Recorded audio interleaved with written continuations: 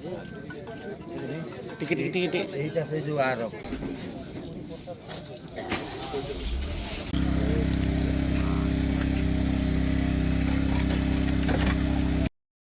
ଜଗା ଦର୍ଶନ ହେଲା ଶେଷ ଦର୍ଶନ। ପୁରୀରୁ ଜଗା ଦର୍ଶନ ସାରି ଫେରୁଥିବା ବେଳେ ଏକ ଭୟଙ୍କର ଦୁର୍ଘଟଣାରେ ମା ଝିଅଙ୍କର ଜୀବନ ଯାଇଛି। ଗୋଟିଏ ପରିବାରର ସମସ୍ତ ସଦସ୍ୟମାନେ କାର୍ ଯୋଗେ ପୁରୀରୁ ଜଗା ଦର୍ଶନ ସାରି ଘରକୁ ଫେରୁଥିଲେ।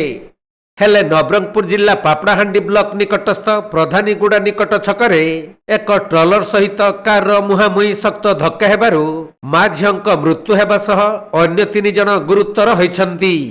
ଏକ ପାଇପ୍ ବୁଝାଇ ଟ୍ରଲର ପାପଡ଼ାହାଣ୍ଡିରୁ କଳାହାଣ୍ଡି ଅଭିମୁଖେ ଯାଉଥିବା ବେଳେ ପୁରୀରୁ ଜଗା ଦର୍ଶନ ସାରି 5 ଜଣ କାର୍ ଯୋଗେ ନବରଙ୍ଗପୁର ଅଭିମୁଖେ ଫେରୁଥିଲେ। ତେବେ ପ୍ରଧାନୀଗୁଡ଼ା ନିକଟସ୍ଥ ରାଜାମାଟୁ ଛକରେ ଟ୍ରଲର ସହିତ କାରର ମୁହାଁମୁହିଁ ଧକ୍କା ହୋଇଥିଲା।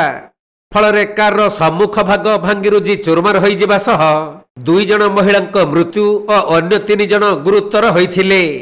ଖବର ପାଇ ପାପଡ଼ାହାଣ୍ଡି ପୁଲିସ ଓ ଅଗ୍ନିଶମ ବାହିନୀ ପହଞ୍ଚି ଗୁରୁତରମାନଙ୍କୁ ଉଦ୍ଧାର କରି ପ୍ରଥମେ ପାପଡ଼ାହାଣ୍ଡି ମେଡିକାଲକୁ ନେଇଥିଲେ।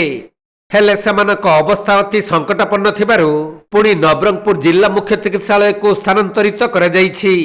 ମୃତକମାନେ ହେଲେ ସୌମ୍ୟା ଏବଂ ଉଷାରାଣୀ।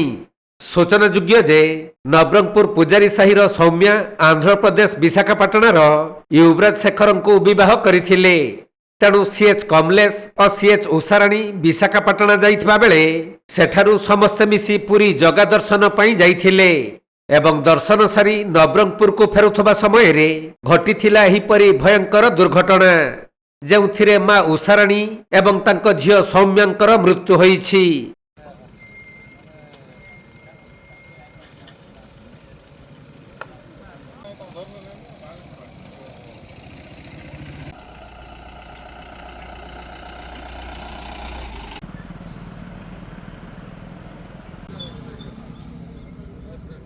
ନବରଙ୍ଗପୁର ଜିଲ୍ଲାରୁ କ୍ରିଷ୍ଣା ସାହୁଙ୍କ ରିପୋର୍ଟ, କୋଣାର୍କ ଲାଇଭ୍।